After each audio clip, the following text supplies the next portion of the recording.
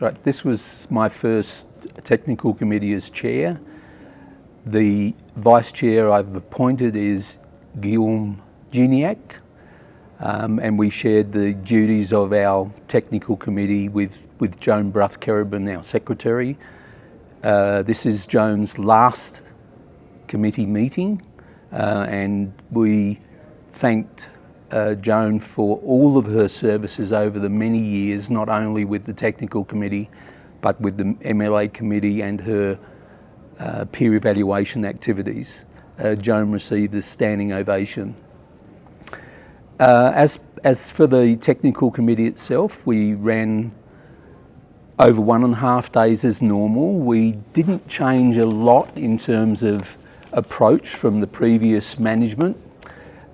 Looking at our working group and task force feedback on the first day in particular, and then the discussion papers on the second day.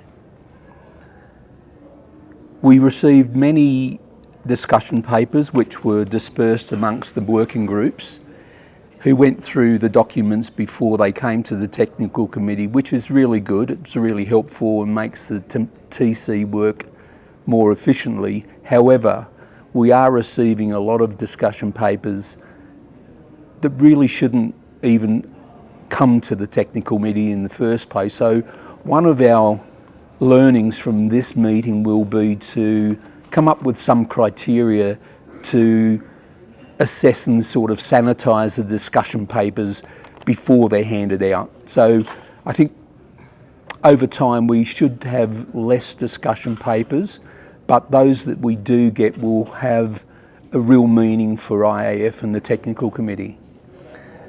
Over the 2 days, we made many decisions for the technical committee, and they'll go in the decisions log, but we did identify 2 resolutions that we will finalise and discuss at the October meeting.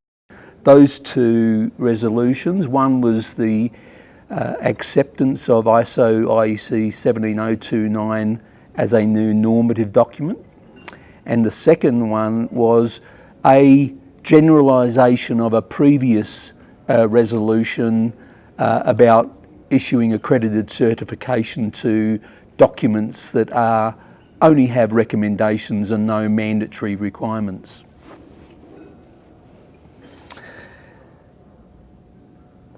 With the introduction of 17029, its validation and verification, it really changes the basis of one of our working groups that has previously concentrated on greenhouse gas verification and validation only. So that working group has made a recommendation to the technical committee that we change its name and broaden its scope.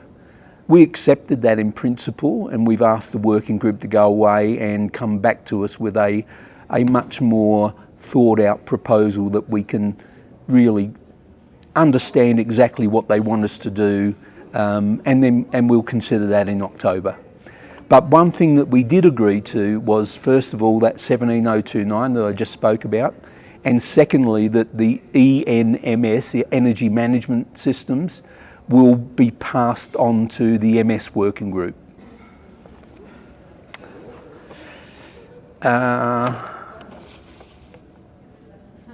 Some of the other business that we went through was trying to build a case for the extension of the MLA to include 45,001. So we discussed that just purely from the technical committee point of view, and we are of the opinion that we can go to the executive and ask them to consider that from a technical point of view. The MLA committee will have to do a little bit of work, or at least consider it as well, but I think we're in good shape to extend the MLA to include 45,001. Since being the chair, I've received a few documentation aspects that they want me to comment on and pass on for next level of documentation.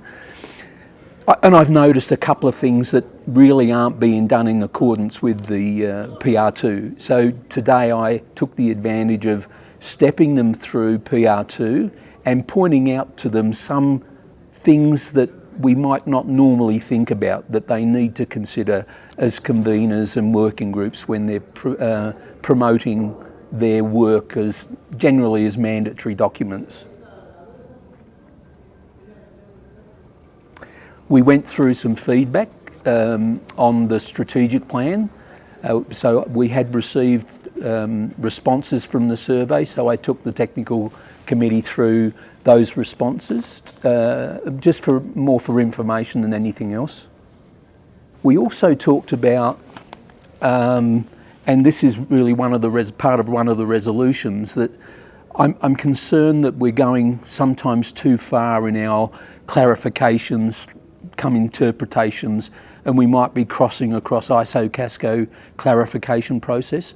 So I took them through the clarification process, and just to make sure that they are fully aware of their requirements and their documents and how we may not cut across that process. We should stick to our IAF documents in terms of interpretations and clarification. That's not to say we can't talk about issues, but when it comes down to it looking like clarifications, we really should take the issue to ISO-CASCO. The consistency forum came up again. So you might recall some years ago we went through a process of developing the consistency forum. That doesn't seem to be working. We need to rethink that. The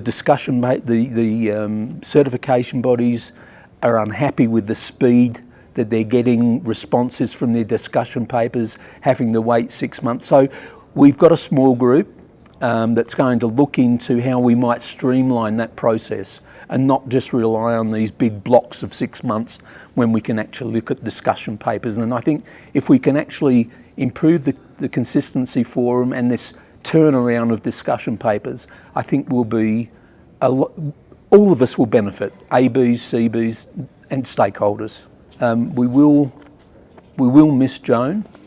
I'm not sure what Elva has in mind for a replacement for Joan, and we will include the decisions in our decision log in fairly quick time, so they should be available for everybody, and we will resolve or at least finalise the 2 resolutions in October.